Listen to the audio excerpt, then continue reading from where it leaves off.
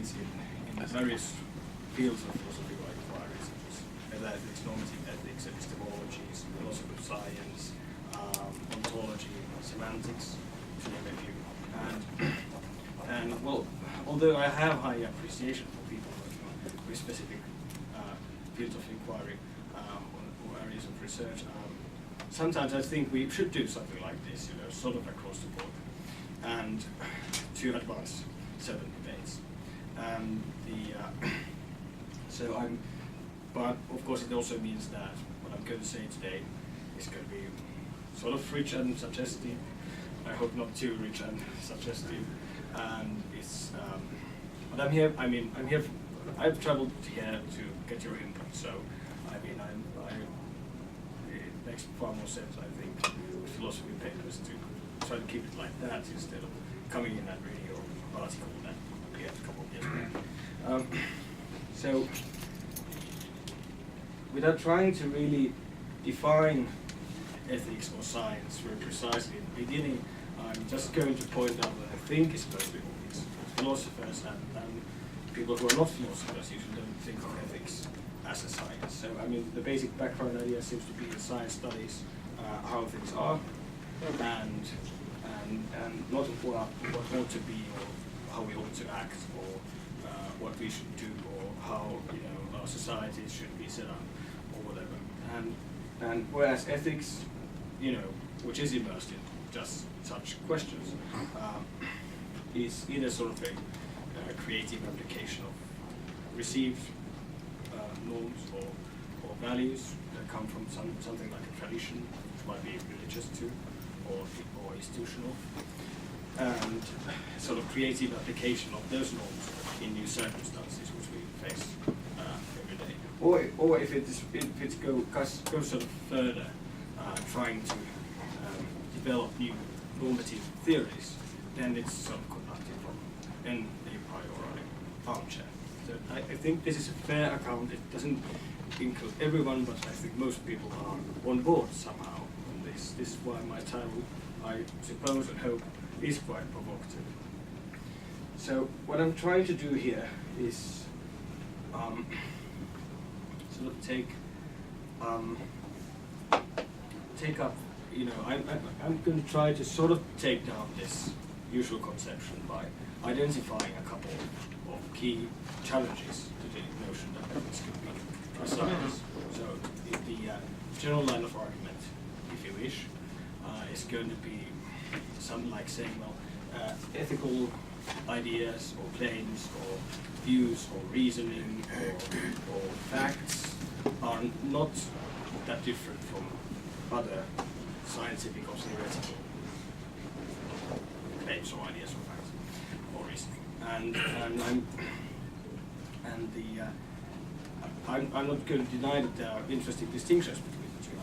Obviously I'm not going to try to reduce one to the other, but I'm trying to, if you wish, to say that I'm trying to undermine it in sort of a categorical big-time difference between the two. And for this purpose, I've tried to identify 4 sort of nodes, or 4 sort of challenges. It might be not everyone, I'm happy to get your input, but I think there's 4 sort of directions where, especially when we get more particular in sort of an ethical debate, 4 directions from which the idea seems to stem from that ethics cannot be a science.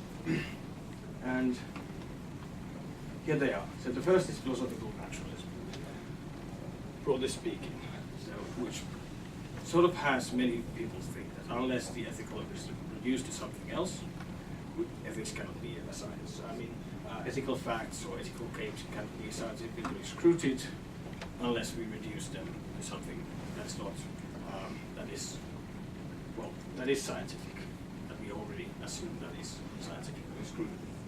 The second is moral semantics. There seems to be, many people think that there's a big time difference between ethical claims and descriptive of scientific claims when it comes to the semantics. So basically that scientific claims or common sense claims somehow try to describe how things are in reality, and ethical claims do not, at least by some accounts. I obviously have well, expressivism here in mind. Then the third one is that theoretical and practical reasoning are different in the sense that makes ethics as a form of practical reasoning something that can be scientific. And the fourth is empiricism. So even if we could deal with the other challenges, there's going to be the problem of what is going to be the evidence of the senses in some way for ethical study. So those are the four. And I'll just, now what I'm going to do is just suggest how to deal with every one of these aspects. I'm not going to have a full-blown argument against anything, but I'm going to just pinpoint the road. So, well, naturalism, obviously, who knows what naturalism really is? I mean, philosophers, there's something philosophers agree about, and that's that naturalism is not well defined. It's great to have an agreement in philosophy. But at least, this is an interesting form of naturalism, a sort of ontological naturalism, which usually is defined by reference to science, saying what there is in reality is what is studied by science, or what science tells us there is. And the problem with this definition is immediately quite obvious. So what is science? And if we just then go ahead and define science as the study of the natural world, of natural reality, or what there is naturally speaking, then we have completely circular definitions. So my main point here is that the form of scientific realism, or notion of science as scientific realism, has to be a bit more specific than that. And when it is more specific than that, then we get a more robust or perhaps more interesting notion of naturalism. But this circular thing over here is not going to tell us anything about anything, including ethics. So, what I'm trying, here's what I'd like to suggest. There's a lot of people still arguing, like debate, that, well, I'm calling it sort of actual scientific realism. So that actual science gives us approximately the correct view of the world. Things are, ontologically speaking, what there is in the world is at least very close to what our best scientific theories tell us that there is. There are some more sophisticated versions of scientific realism, such as a critical scientific realism, just developed by esteemed Finnish colleague Ilkka Niiniluoto, who tried to emphasize the fallible nature of scientific theories. That there's something quite implausible about actual scientific realism, obviously, because we just think of the development of science. 20 years ago, our ontology was quite different. So what's happened there? Not just mentioned 100 years ago. But the version of scientific realism I've been trying to develop is, well, it's inspired by Charles Peirce, so he's a pragmatist. And, well, more generally, I could say that, well, many of these lines of argument I'm are from the pragmatist tradition, but I'm trying to apply them in some contemporary, very contemporary discussion.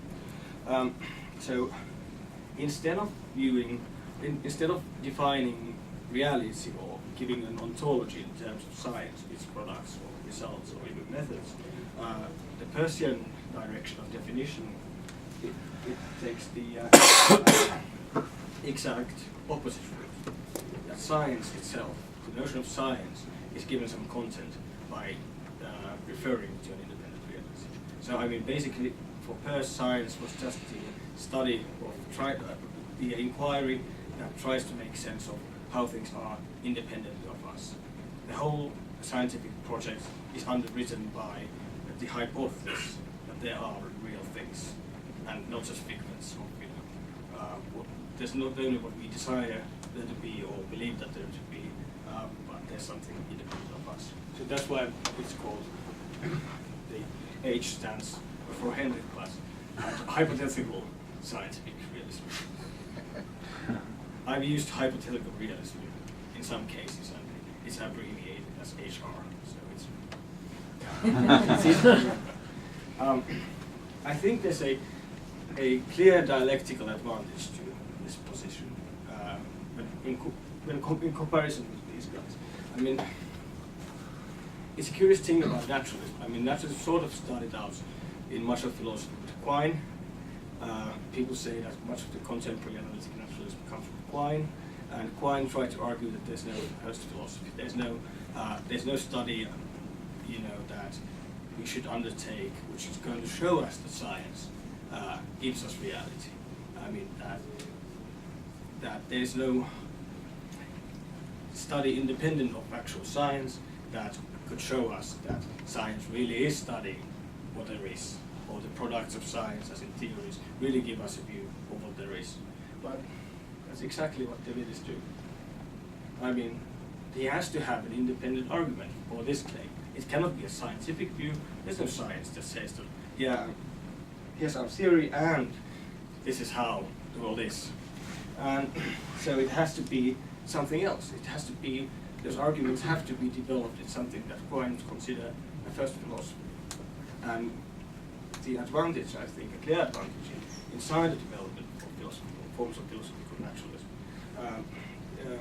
in current philosophy of the hypothetical scientific realist position I am trying to develop, is that it doesn't require anything like that. There's no independent argument to try to show that science really is in touch with reality. Science is defined by being in touch or trying to be in touch with reality. So it's a conceptual claim, but it's a good one. Not all of them are. So, what does this spell out into with ethics? Well, taking hypothetical scientific realist position, there is no principal barrier between ethics and science. Ethics can turn into science as long as we think of it as trying to uncover how things sort of ought to be independent of us, or how I mean, to put it a bit differently, as we don't draw our views from actual scientific theories, methods, processes, what is considered to be science, then there's a principal barrier to ethics being among them. And this is quite helpful already. I mean, and also this is Peirce's first rule of logic: don't block the way of inquiry. Basically, the idea of an actualistic scientific realism is blocking the possibility of ethics as science, as developing a scientific inquiry of ethics, which says no, science is what we already have.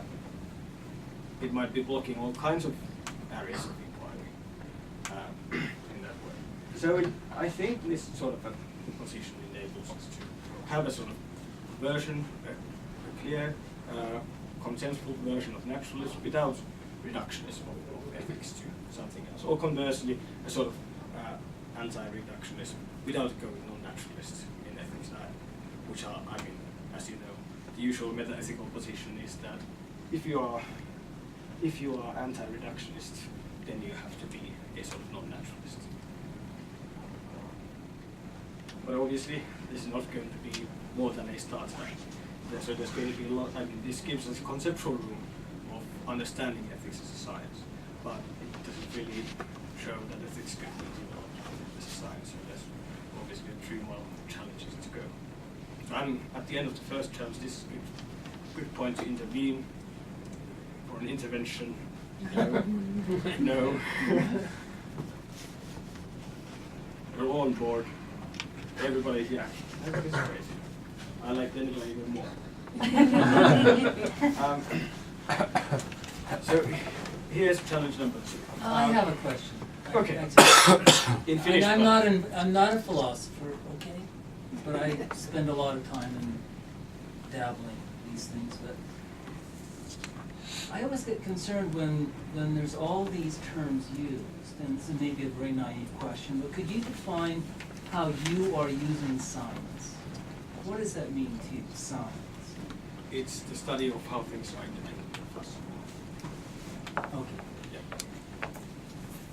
I got to, yeah. For once I got to answer it. So few words. Yeah. Yeah. But just to push that point a little bit, I mean, it seems like there would be multiple ways in which things can be independent of us. So in the social sciences, for the most part, you're not able to do experiments in order to get at, research findings. You have to do statistical analysis of real world laboratories, and so the way in which things are independent of us seems to be dependent on the discipline or the context of that area of scientific research.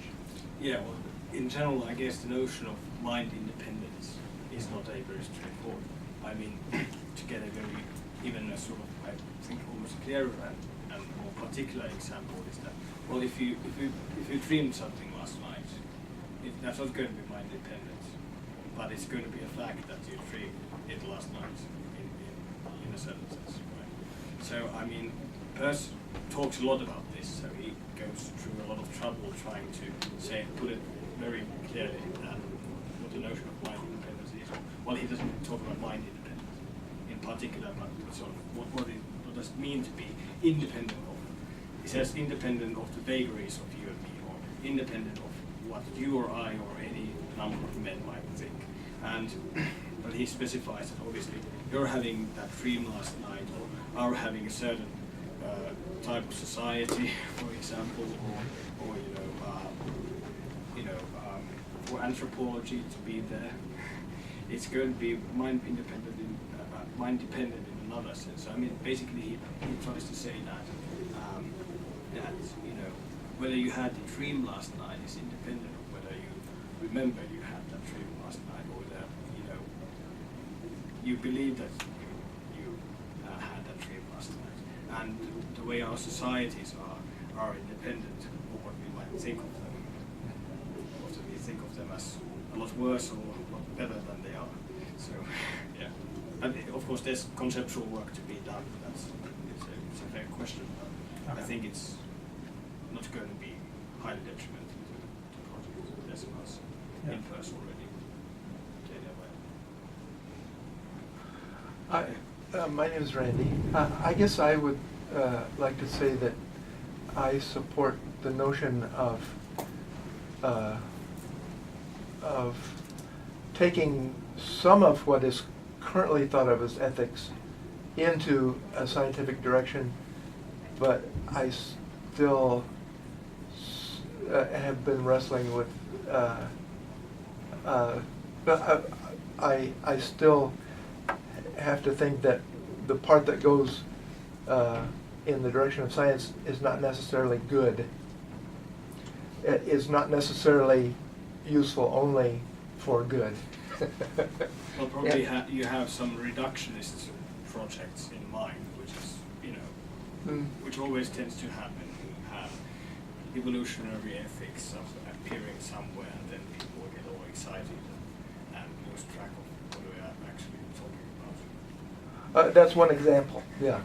of what would happen. I think anti-reductionism is going to be helpful, yes. I hope so. Okay, well, yeah, we should go ahead. I mean, so there is the other. I mean, this comes from the direction of moral expressives. I mean, the guys who have been arguing that there's sort of a big difference, this type of things, and the fact that they tap to, something there is evident. I do think that there's a matching type of thing to be done with the cat is on a mat type of claims, but not which murder is wrong, right? And well, I'm sort of, I have Hugh Price's position, which is becoming quite well read at the moment in many places, which is sort of indebted to Rorty's anti-representations. I don't want to say I'm going to. I hate to agree with Rorty, and so I try not to agree with him about much. But I think there's Rorty had a very nice argument against what he called the bifurcation thesis, which is pretty much exactly this. That there are areas in our culture, there are claims that we made that, you know, they are on the first class, they describe or represent the world, and other ones don't. And I think Hugh Price is making a good job of globalizing the sort of, which initiated as a moral expressivist position, to everything. So Hugh argues that there's no big semantic divide, there is no bifurcation here, but there's obviously going to be a functional divide. I mean, different kinds of claims have different kinds of functions in inferential architectures, or, you know, dispositions to act, practical, you know, reasoning processes, whatever. But there's not going to be, and I think it's going to be very hard for anyone to argue at bottom that there is this sort of a divide. Although it sort of seems evident, that's because we've been sort of captured by by sort of this sort of direction of fit idea, or in general the sort of visual metaphor of a mirror that Roddy criticized. The idea that some claims mirror reality and others don't. And to make a sense of the mirror is contested by so much of contemporary philosophical debates. I mean, Roddy was right in taking up Aquinas Sellers to count against that sort of notion. What I've been trying to do, say in my dissertation, is that to show that this sort of global non-representationalist position is compatible with realism. This is something that Roddy would have never thought, and Price and I are debating. So the idea being that the ontological position I've been developing and just described as though semantic. It's only derived by a sort of practice notion of scientific inquiry into how things are. That doesn't require any mirrors to be there. It only requires us to have a notion of, well, this looks like a better argument than that.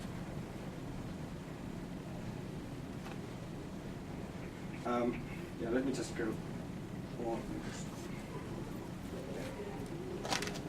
Well, and there's a third. So, I mean, that was ontology and semantics. Now there's a bit about, more particularly metaethical and epistemological. People tend to think that there's a big divide between theoretical and practical reasoning in some ways. Of course, there's a divide, but here again the question is whether that's going to live up to something really challenging by a project. And well, so, I mean, increasingly in contemporary debates, I think theoretical reasons for belief, and justification or evidence. I mean, reasons for belief notion being coming from ethics or meta-ethic debates, and justification and evidence from epistemology, they are being mixed together, or, I mean, in a good sense, they are being used interchangeably, which is good, because I'm happy to see that these debates are sort of converging. But just about everyone seems to think that there's a big difference between reasons for belief and reasons for action, or desire or intention. So that it's quite clear what, evidence is, but then, what's the reason for action? And there's a whole lot of different theories. Just to name a few, Aristotelians didn't get on board this time, but there's a non-naturalist thinking that, some objects have some features that actually ultimately give us reason to do what promotes them.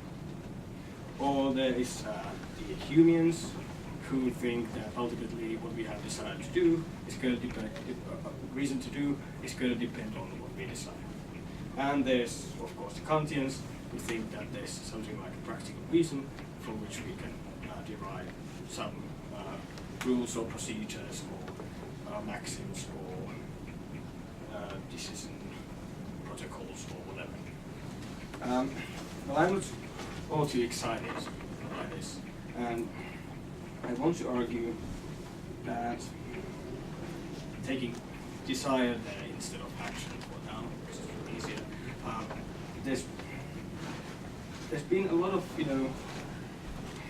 confusion just based on what is really mainly surface grammar. There's, for example, people thinking that, well, obviously the theoretical reason, believe that P is going to be different from reason to decide that P, because of course reasons to believe that P are reasons to think that, well, P is the case. But reasons to decide that P are not that way. I mean, most often you exactly have reason to decide that P when P is not the case. And this has confused many. I think a lot of the debate is just going on with these terms and noticing that, well, let's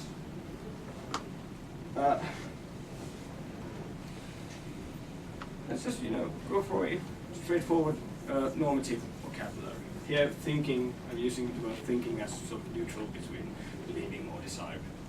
So, what if we say that there are reasons to think that it is the case that P, and there are reasons to think that it ought to be the case that P, and they're categorically different, as it appears when we talk about reasons for believing that P, desiring that P, similar. The first one is clear. The second one, what's that? And here's more in the same vein. The tables are from an article by Michael Smith. I don't think I can remember the title.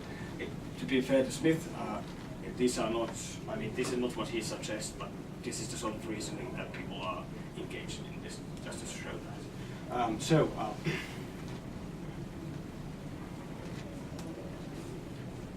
Theoretical reasoning, clear cuts. Here you have a what is points, no problem whatsoever. Then when you go to practical reasoning suddenly is a very different mode of reasoning. Practical reasoning resulting in action, what you have reason to do, is suddenly instrumental for the most part. And this is the view proposed by many non-Humeans as well. You don't have to be Michael Smith to think that. So that there is not a very clear, this is a clear distinction between the two, so clear that this guy can't even spell it out in terms of propositions. So the practical side is, well, taking what we had on the previous slide, well, let's just, replace line by a straightforward normative proposition. I ought to relieve the itch in my finger. This is going to help us a bit.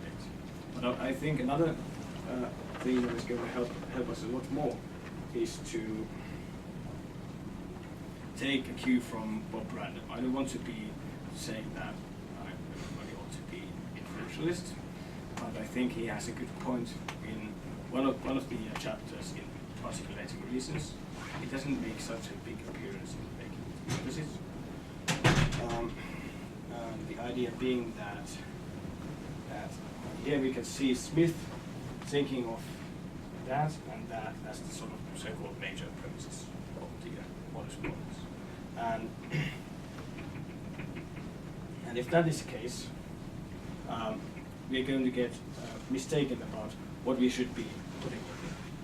But Random shows, and here I can maybe sort of hint at his thing, is that it's actually 2 and 9 that are analogous. So 2 being the major premise here, and 9 being the normative premise here, are the analogous premises.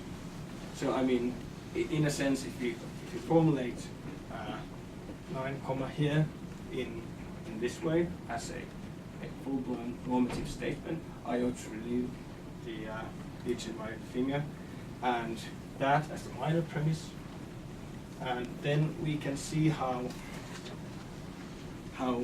analogously we can understand 2 here as a clearly normative premise. You don't have to be Brandovian, 2 Brandovian, but you can say that, well, this is saying that, well, if P is the case, then you should believe as Q, or something like that, something to that effect. So, basically, this is just to undermine the whole distinction between theoretical and practical reasoning. Both involve, in sort of random fashion, a normative premise, and this is the major premise. And then there is a descriptive premise, which is a minor premise, and we get a conclusion.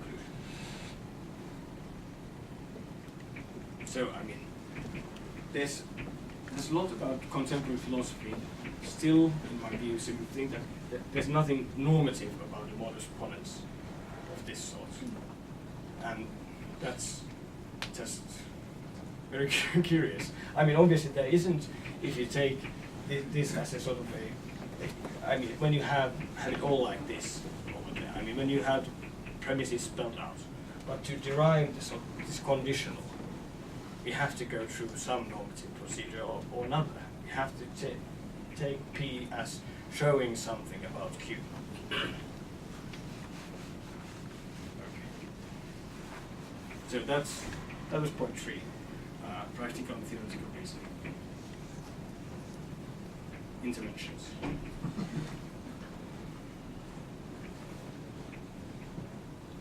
Okay.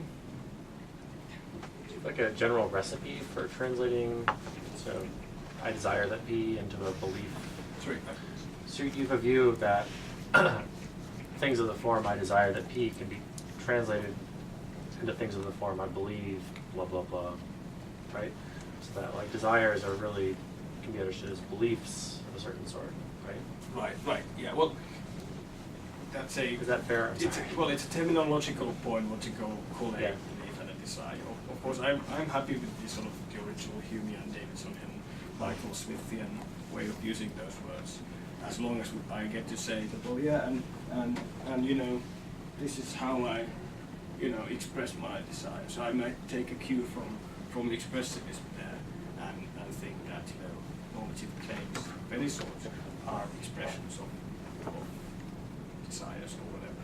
Okay. But then that also means that this one, in some fashion, is. I would agree that normative claims are hidden in many factual claims.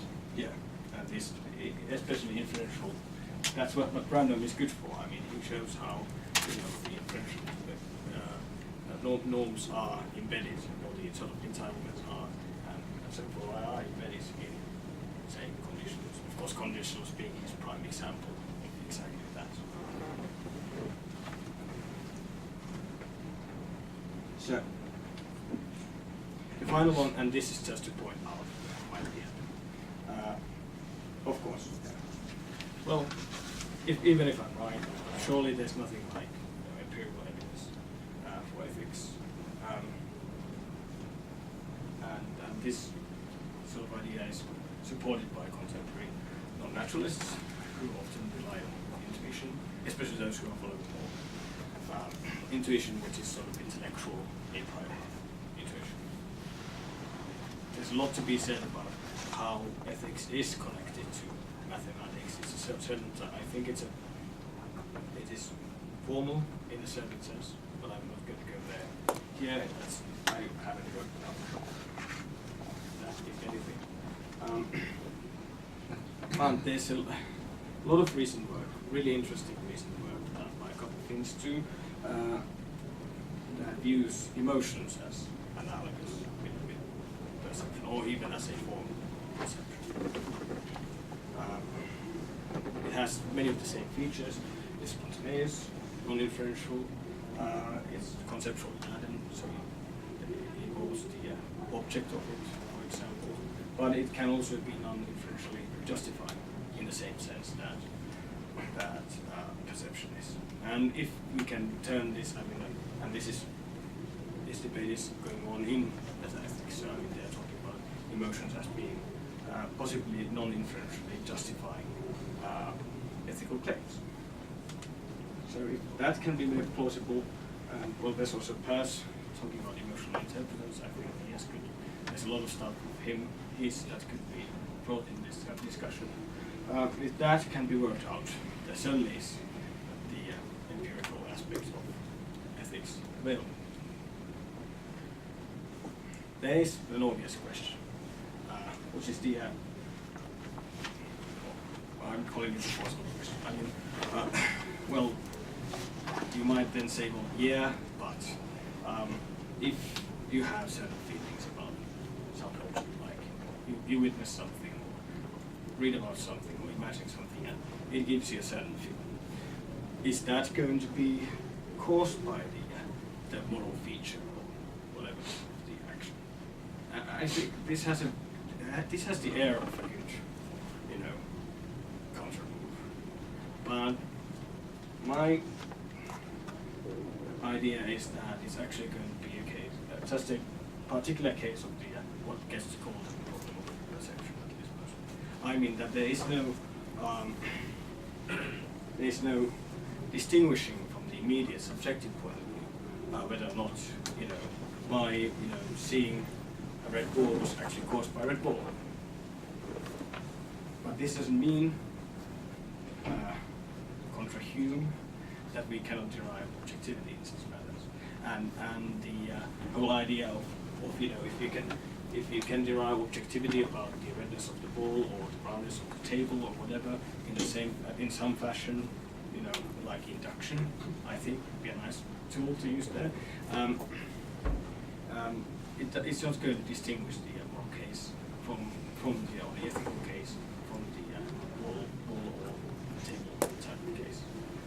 So I mean, to think that is still being in the clutches, sort of the representationalist idea that but the roundness was something that I had in my head mirroring the roundness over there.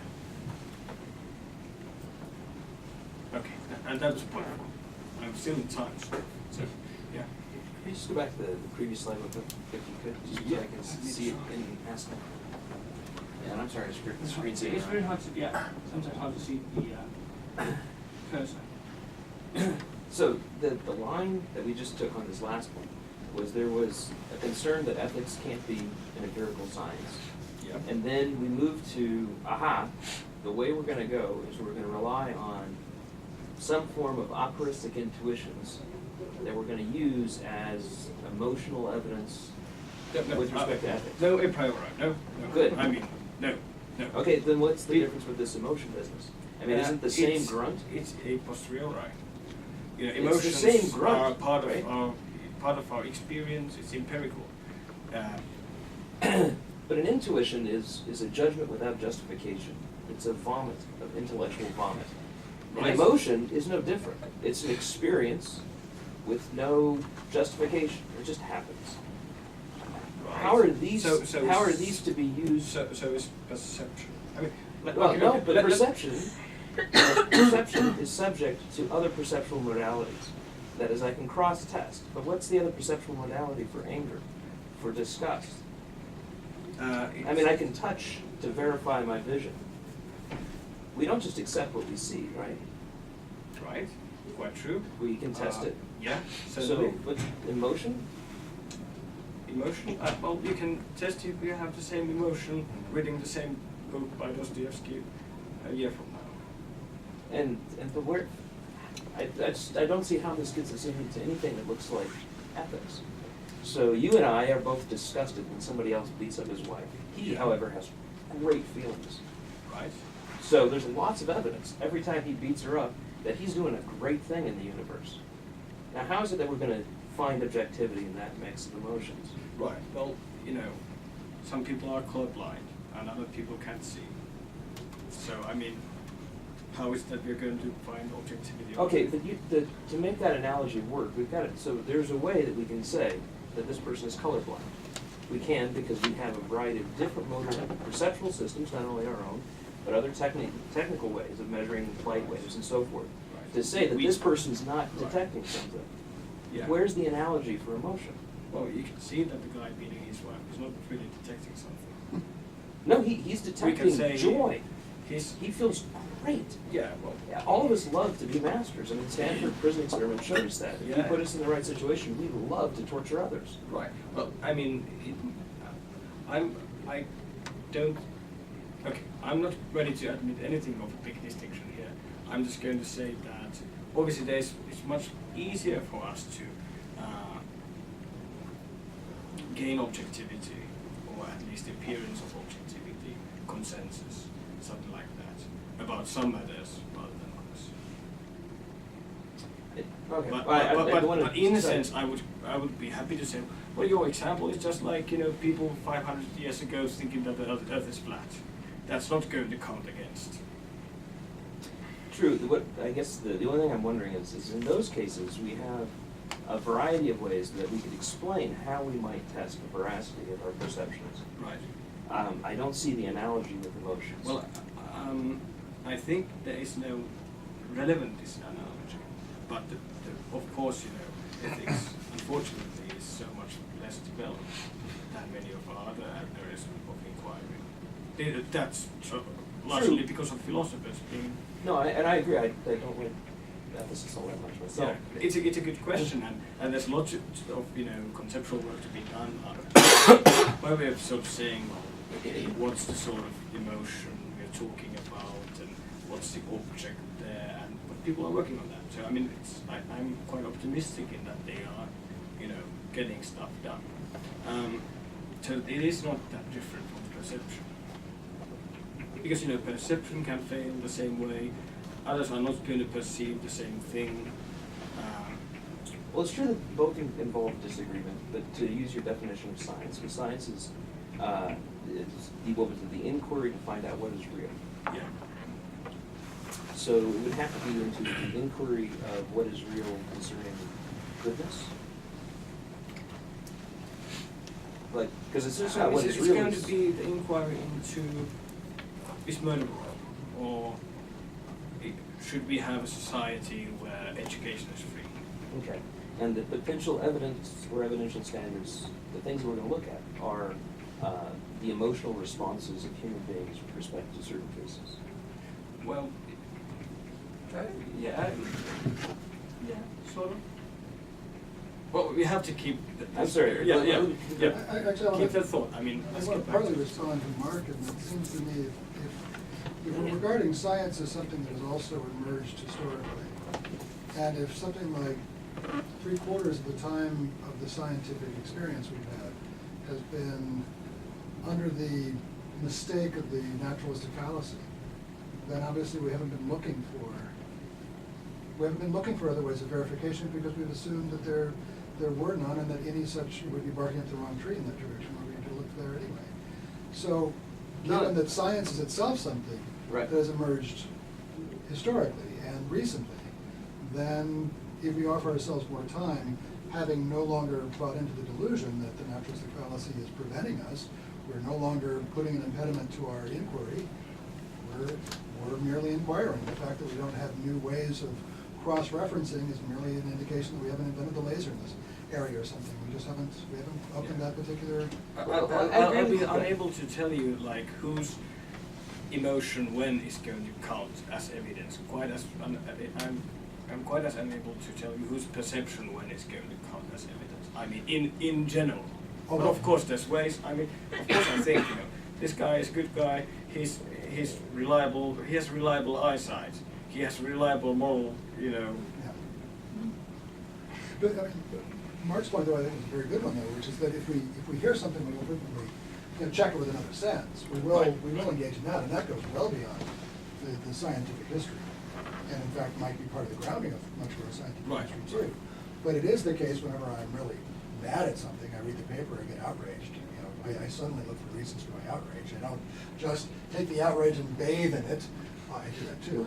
But if I watch, if the TV's on Fox News, I will not only have a visceral reaction, I will also say, "Oh, come now," and I'll try to test it. I'll be engaged in justifying my disgust. I did try to construct something analogous to Peirce's observations of competent observers as observation tends to infinity, as judgments of good-hearted reviewers as review tends to infinity. I think that's the, I mean, Percy's point was that, well, he said that, reality is there, it imposes certain views on us eventually. I mean, no matter how perverted we are for centuries, that's what he says. I mean, reality is going to impose certain views on people as inquirers, and it is so also with normative science. And that's his point. So, David. Ron had a question. Well, actually, there have been a number of times through your presentation where I thought that Aristotle was a natural ally for your project, Right.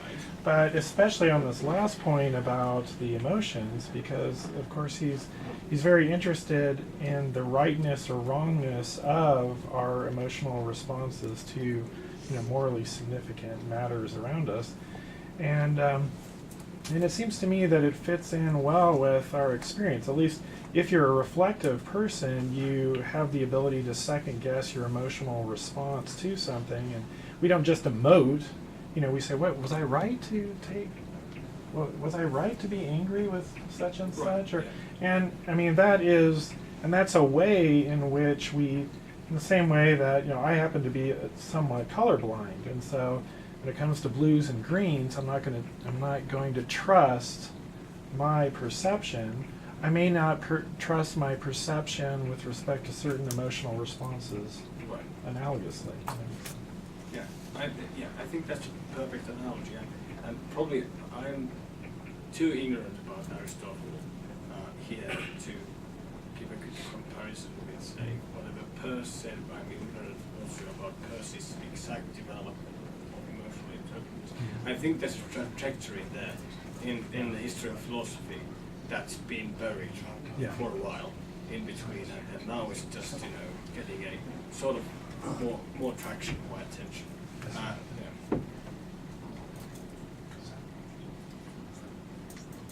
Yeah. I guess I'd still like a little more clarification on the direction of fit stuff. Okay. So, to reconstruct a kind of argument against the idea that ethics could be a science, expressivists might say something like, well, the business of practical reasoning is to issue intentions, or something like that. So the conclusion of a practical syllogism is an intention, let's say. And so then the norms of reasoning governing practical reasoning are going to be norms that are appropriate somehow to reaching good intentions rather than bad intentions, whereas the norms governing theoretical reasoning are going to be the norms that are appropriate to reach conclusions regarding what's true. Right? So that's like a kind of line of argument that you're opposed to. Yeah. It seemed like partially you were saying, at least in the case of desires, what you can do is you can understand that practical reasoning really is basically just reasoning about what to believe, namely whether it would be good if something happens or whether I ought to make something happen, right? But I'm not sure this would work in the case of intentions. So, for example, if you thought that the conclusion of the practical syllogism was an intention, I'm not sure you could really understand that as a belief that something would be good or a belief that something ought to happen. I agree, but I mean, I guess the expressivist exactly give us ways to, okay, well, if you think about the second table there with practical reasoning, obviously there's no writing down intention in a certain sense. I mean, it depends on how you put it, but sometimes it's going to be those question marks of Michael Smith. But the expressivist exactly saying that much of our normative claims are expressions of intentions or desires and that sort of things.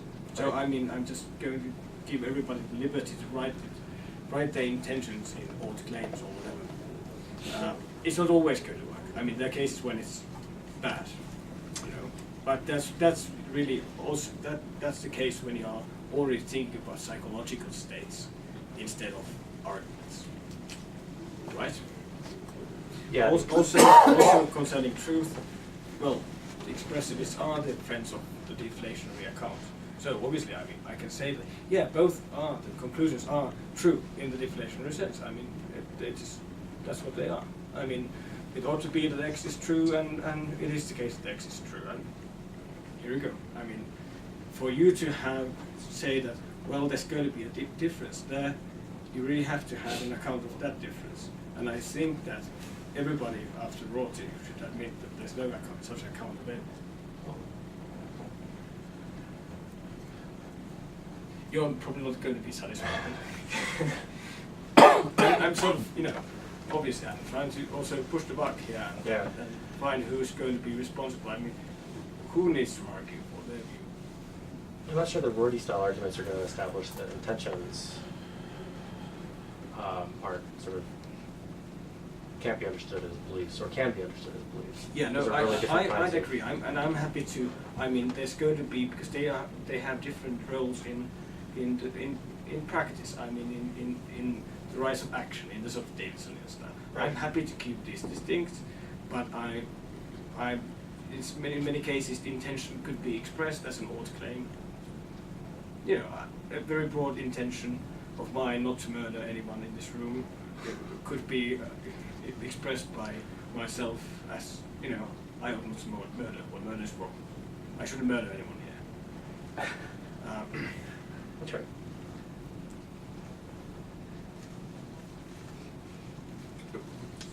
Did I see, was there something?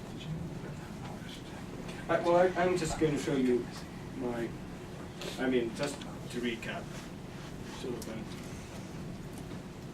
So I had four, there were four challenges. Here I had four responses. And the first was to argue that hypothetical realism, understanding science in terms of reality rather than vice versa, is going to help us to get a wider conceptual notion of naturalism, which brings no conceptual barriers for ethics and science with it. The second was the global criticism of sort of semantic representationalism, which can bring ethical claims and non-ethical claims under the same fold in many ways.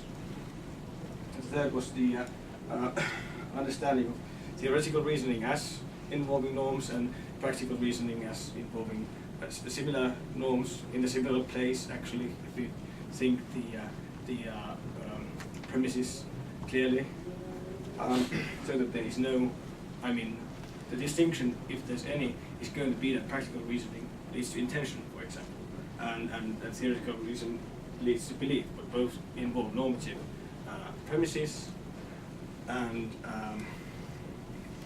neither of them are sort of, that the conclusions out of those normative premises can be written out in some sense, like I ought to do something. Even in the case of intentions, that's what I'm trying to. Sometimes when you just talk about psychological states, then it's going to be wrong. But that's already you thinking about you're having formed a certain type of psychological state, I think. And fourthly, that emotions might be served as the evidence of the senses in ethical cases. And there's no principal difference in with respect to the what I call the causal problem. If you think the causal problem is going to be a specifically ethical problem, then we have something we haven't understood. We have something from the representational criticism of reputationism. So that was it.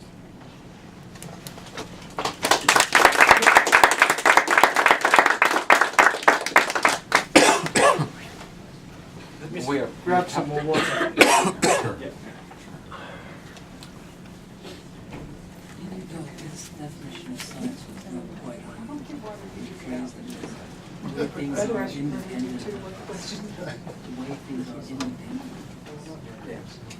So we have time for questions and more discussion.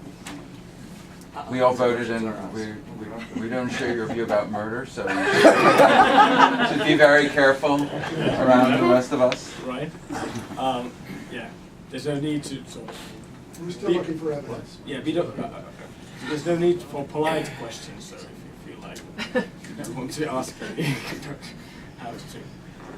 Sometimes it's harder if somebody gives a talk and it's bad, or we've all been there. Just trying to imagine what I'm going to ask this person because I'm chairing or I'm in the same room and there's not too many people. So you're inviting rudeness. Yeah. Yeah, I'm okay with it. Well, it's just my emotion. Well then, that's easy.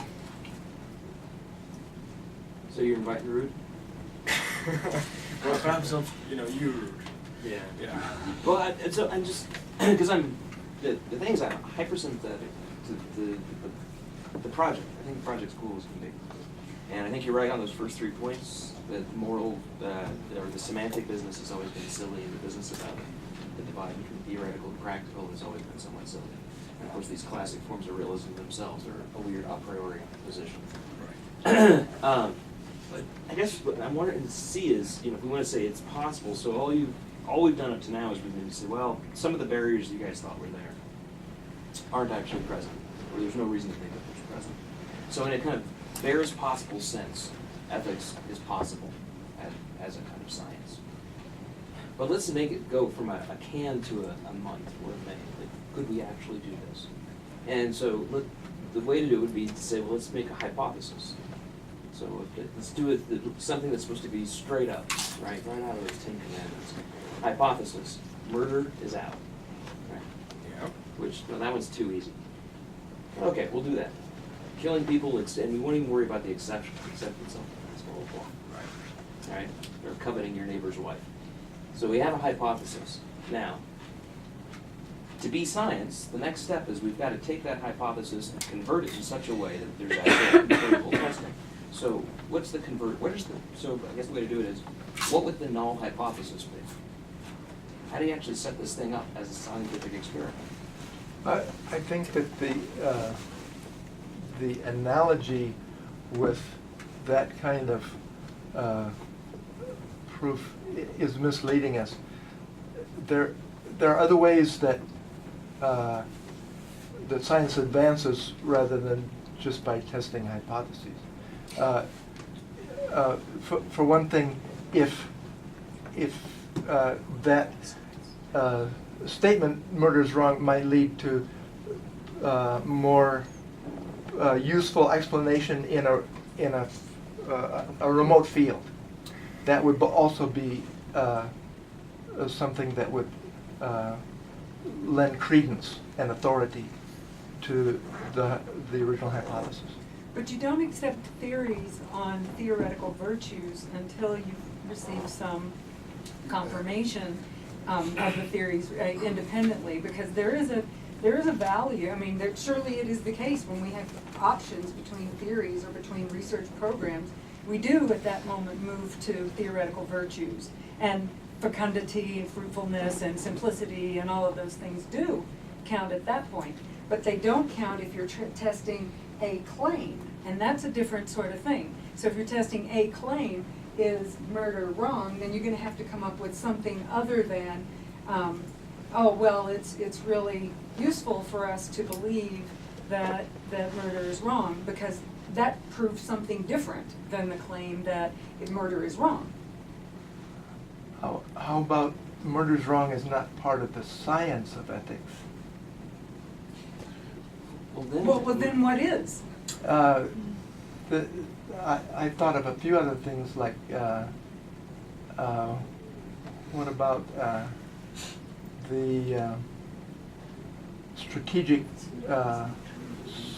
center of that's beyond any one actor, for example. What does that mean? Well, it's just something I played with. I'm not I mean, going to try. like, what does that mean? That the science of ethics is something beyond any one actor. So, Henrik gave us examples like we shouldn't promote. You said something in about education, or I mean, those are things that are. You mean social policies only are the things that are involved in the science of ethics? It sounds like a good way to start, anyway. Before we get too far into this, I'm kind of curious as to Henrik's answer to Mark's question. Yeah. Well, me too. I mean, it's. I mean, I'm not quite sure, but then again, I'm not quite sure how we go about inquiring into many other questions. I mean, if you know, somebody says, well, some mammals or whatever. How do you test that? I mean, you can imagine easy ways. I think here we are sort of. Look, here we are still, in in the sort of in the grip of the idea that with some questions we can just go and check and see, right? If you can't check and see, you ain't in science. Well, Straight up. But the If you criteria take aren't this given, over the to- criteria No, aren't that's- given in some sort of preformed yeah, way. criteria are, yeah, that's it. I mean, it's not like, you know, you get the criteria immediately out of the question. You have to rely on a whole lot of, you know, record. No, but that's what I wanted as a general Yeah. thing, is if we're gonna move past it to a bare possibility Yeah, that we might someday have a science, to see, yeah. not, I don't want the details of the particular experiment, but just the general framework of how one would go forward to convert ethical claims into claims that could be recognized by any scientist. And that would be a claim that has a null hypothesis, it has statistics. If it doesn't have those things, it's just not science, it's something else. I mean, yeah, but of course you can convert it some way. I mean, obviously, obviously you can do it. I mean, No, that's not. That's what I'm asking. you can say that. Well, you know, if 3 or more people in this room are angered by something, it's wrong. And you know, there's your operational thing.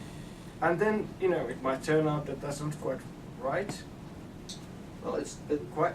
I mean, we're so far removed from science, isn't there's no null there. isn't that how science progresses? Not No, like, you know, there's a null. you can just, I mean, you can give what the you can get those what's the word for the observation sentences out of, you know, any hypothesis, just like that. It's not like it's inbuilt there. You have to involve a whole lot of other things.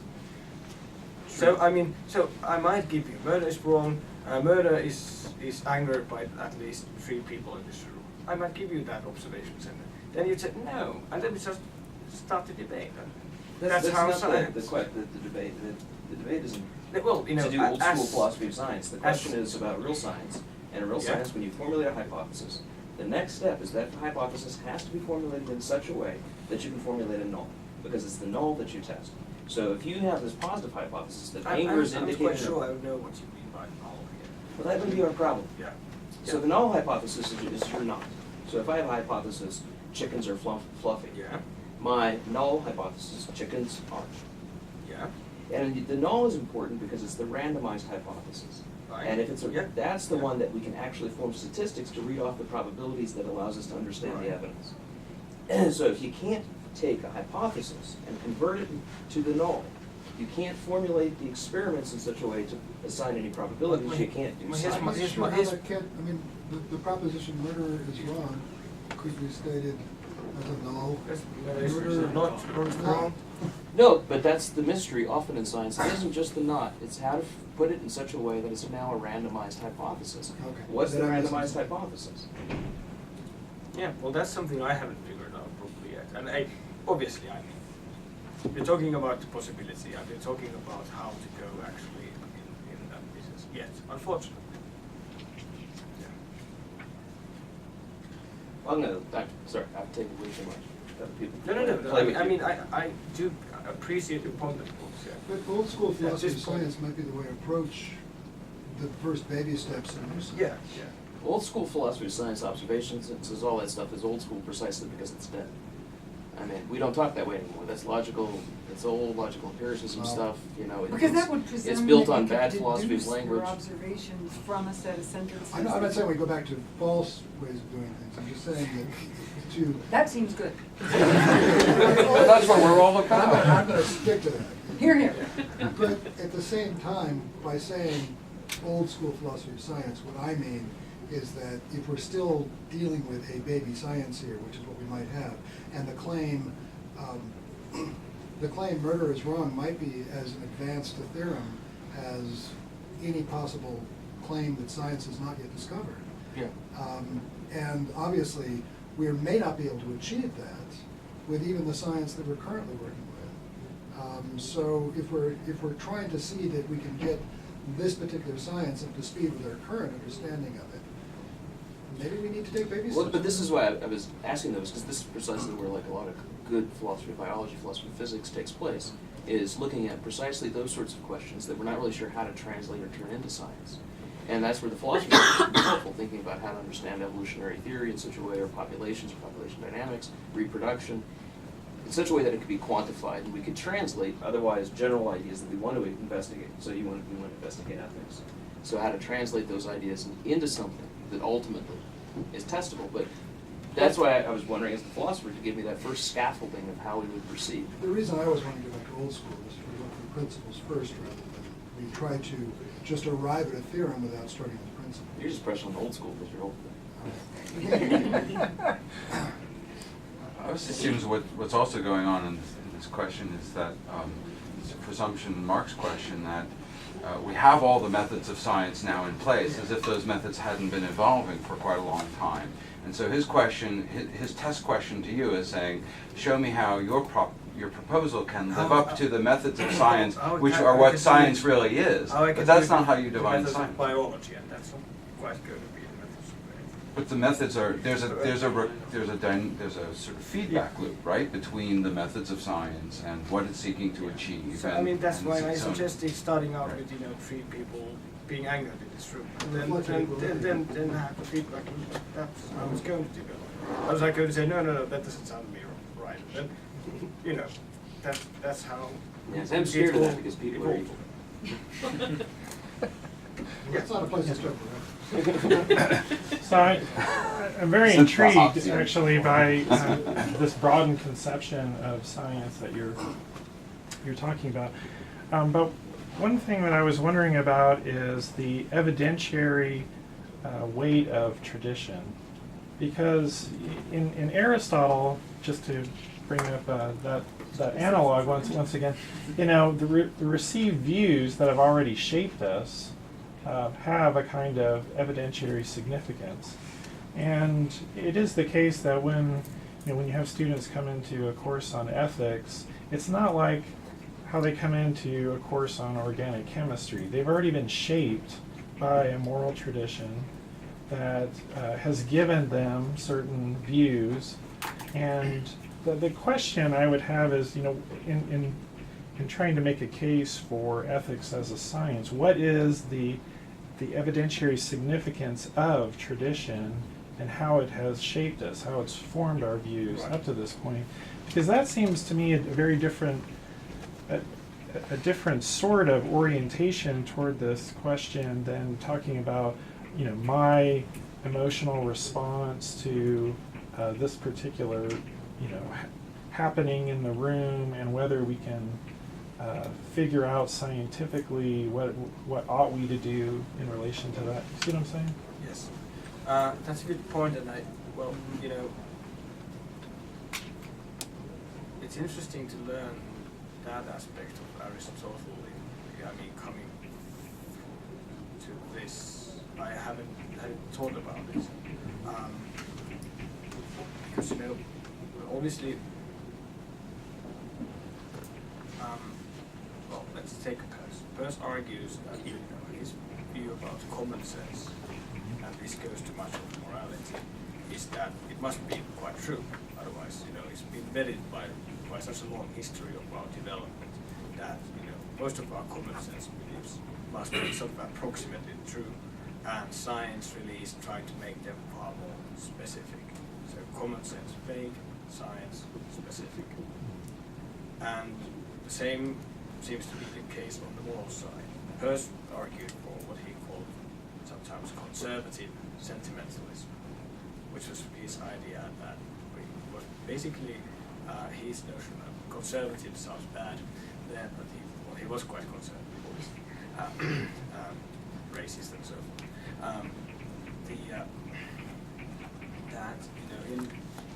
In morality, as in common sense, this Peirce gives a couple of examples, like say that we can be quite confident incest is wrong.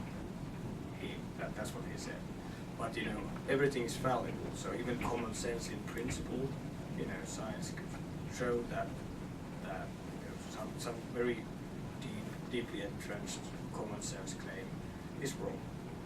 And that science obviously shows that its own theories are wrong all the time. So that's his first central idea is obviously validism, that anything might be erroneous. And so that's extended to the moral side as well. And it's a good question in the sense that, we should probably view this project as instead of saying, starting out, we have to start out. That's the important point in valid. We start out where we are. We can't doubt everything. And so if we start out with murder is wrong, with incest is wrong, and then think of ethics as a science that might make this far more specific, and at some point it might also contest our initial commonsensical assumptions. Does that sound? Yeah, no, that's a really interesting I want to response. go the other direction from Rob, because the Aristotelian assumption and sort of McDowell in our second nature, blah blah blah, we all start from this sort of commonality.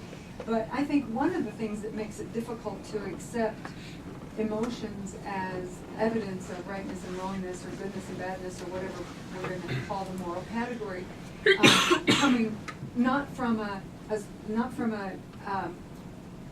sort of homogeneous society like Finland might be, but coming from the United States, where absolutely every issue in this country is radically divided. So the people who are pro-choice absolutely, think that the people who are the pro-life and abortion objectors are absolutely irrational, and they're being mean, and they think that they're being mean and they're horrible, and then the gun people on both sides just, oh my, and everything that, and everybody just thinks, you're hateful and horrible. That's all I can think about the other side. You are crazy, you're bad, you're evil, your emotions are wrongly directed. That's 50% of the country. We gotta get you on TV. That's So, but when you have that, right, and we're thinking about a sort of Peircean kind of convergence and right, pressing until there's there's not going to be a test that's not going to come out with half of the country. Surprise is going to be, yes, put everybody in prison. No, let them out. You're crazy, right? And on what issue does It's a minority view about let them out. Yeah. It seems like 99 to 1. Growing, right? It's growing even because Yeah. the one group that is incited by this, I'm sick of paying for this. Okay, let's stop doing that because my other conservative views. So, when I think about, the kind of things that you do in science, where you have some reason to think that you might be on the right track when there's consilience among various sciences, various approaches, and then when you come from here and you say, well, the emotions are going to be, let's check on who thinks that pick any one of our national issues is the right way to go. Then immediately what you have is, and so where are you going to go from there? 50-50 with everybody thinking the other people are just horrible and mean and wrong. Of course. The problem with defendants, I would never claim to know as much about science as Mark does, and yet when it comes to ethics, no, Right. honestly, when it comes to ethics, for heaven's sakes, we're all equal players there. I mean, we can all engage in that debate. That's For what's heaven's thought, sakes, don't- exactly, yeah. and everybody has emotions. Because he gets mad at the crazy things, but I get mad at the There is a truly, science justifiable. There could be experts in the science of ethics, and there could be people that are math folks, there'll be ethics folks. Well, thousands of years of social pathology have left us with a need for a science of social health. Well, I know. I mean, as a Persians tend to emphasize the long run. It never counts as a counterexample if one or another country is still in the medieval. So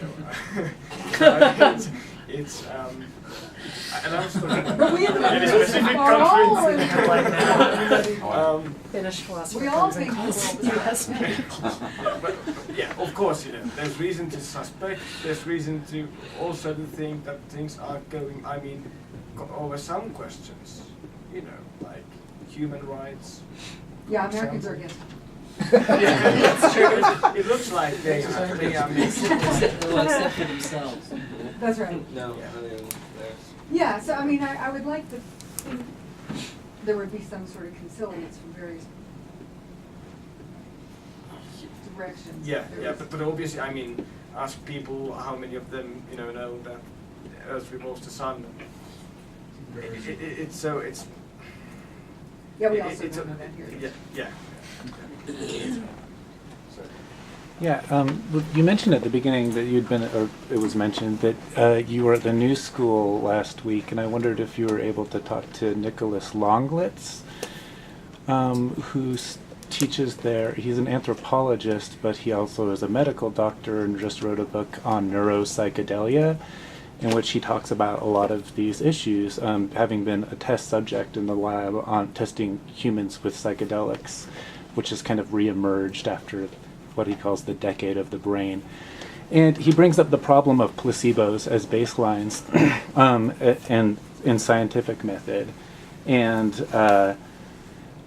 at the same time, he brings up, problems between, that we can't really test these substances on mice, for example, because it doesn't really work the same as on mice as on humans. You have humans who will volunteer for the tests, but you have legal issues around the tests and all of that because of the history of psychedelics. So my question, he comes up. It doesn't seem like you know him, but so his partial answer here is it's a discursive answer, is what he calls perennial field work or perennial anthropology, and so he draws on an eclectic tradition, and says that there are resurgences of sorts of questions that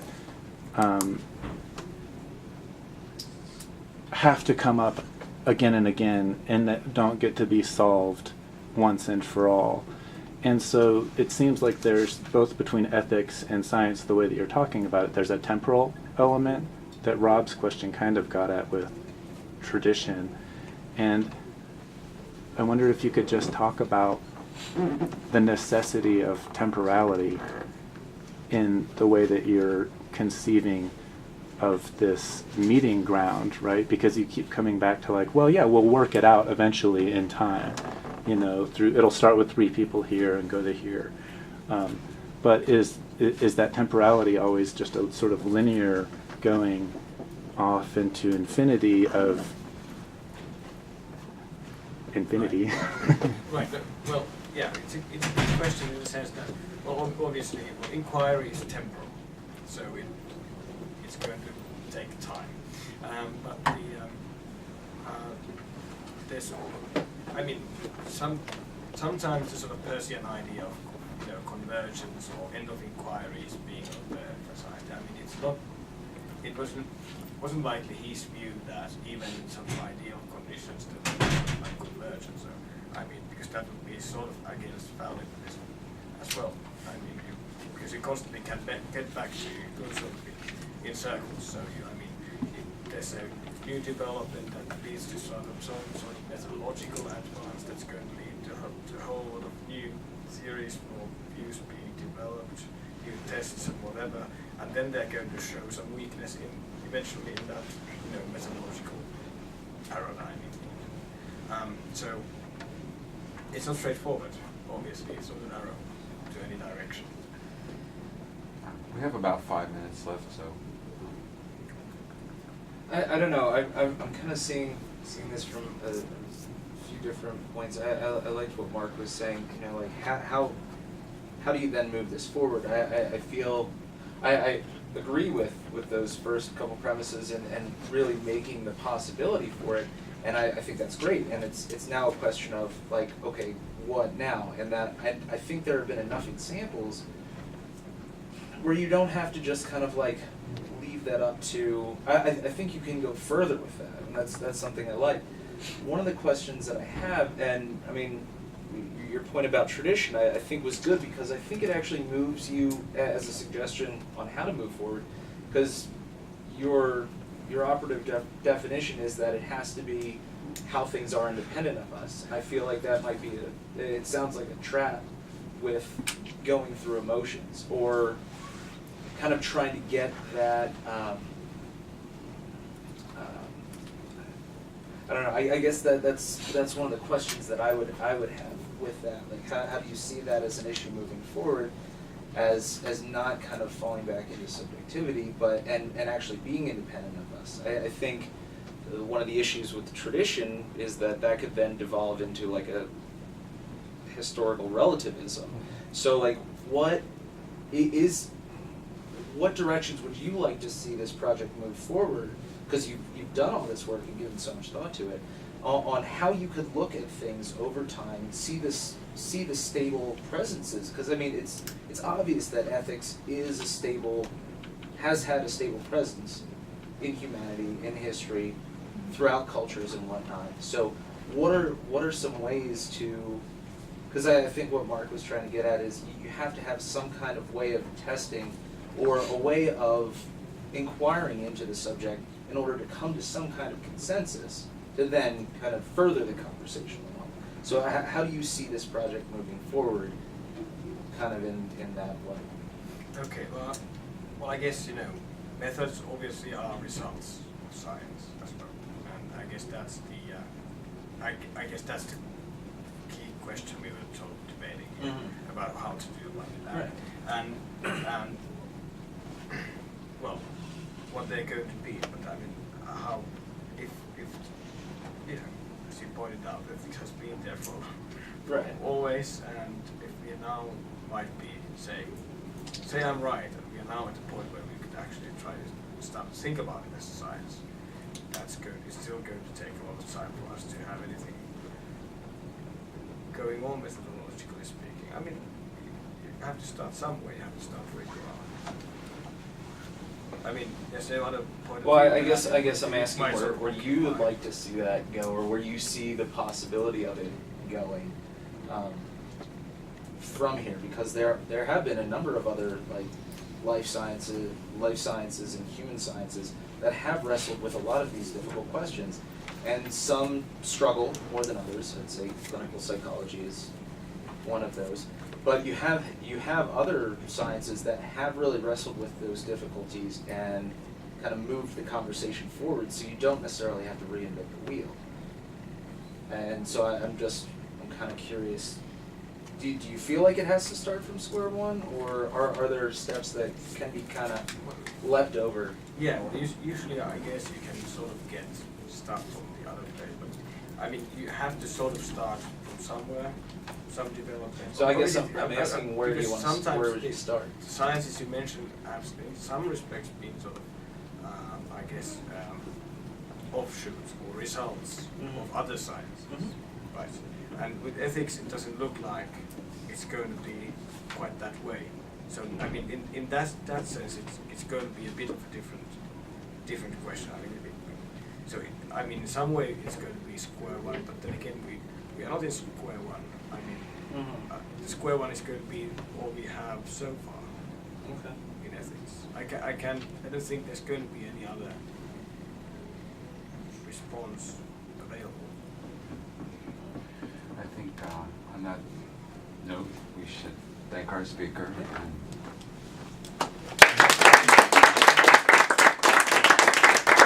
And there's food and the conversation can continue, but I know folks have got classes to go to, so. So sorry. We just got